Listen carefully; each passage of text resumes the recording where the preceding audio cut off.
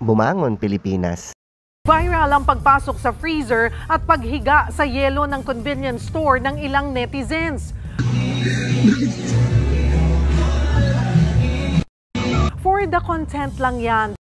Gusto ko sanang gayahin mga katsararet, kaso nga lang pinaghahanap na po sila ngayon ng management ng isang convenience store. Chararet! Hinahunting sila ng store para sampahan ng reklamo. Mga katsararet, nagbabiral nga ngayon ang pagpasok sa mga freezer sa mga convenience store para magpanggap na tegi. Bes, ano masasabi mo sa mga nagsasalita sir about sa issue sa Alphamart? At yan nga mga katsararet, ito ay paglilinaw ng isa sa mga nag-viral na content creator. Bahala sila, sanay na ako kung anong ganun sabi niya sa akin. O mga iba totoo, mga iba hindi, kaplastikan na lang. May mga nagsasabi na may pagkadugyot ang content na ito. Mukha ka daw bilis ang isda. Ay, hindi ako isda, tao ako. Umasim daw ang yelo sa Alphamart. Sabi ng ilan, may pagkaskwami ang ginawang content. Bata asim, bagong ligo ako nun.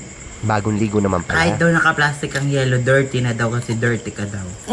According sa news, pinaghahanap na po sila ng management para panagutin dito. Ay, hindi dirty yung nakaplastic nga, diba?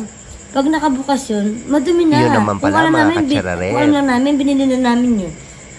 Sabi ng ilan, content now, kaso later, chararet. Sinigat pa namin, diba? Paka-stress. Di na natagaw yung stress ko kanina pa. May stress talaga siya mga katsararet kasi pinaghahanap na nga siya ng management ng convenience store para sa mga kasong kakaharapin niya. Ano masasabi mo sa may-ari ng Alphamart? Ayun, pasensya ako, nagawa ko. Nagsorry naman mga katsararet. Try again, Try again ulit.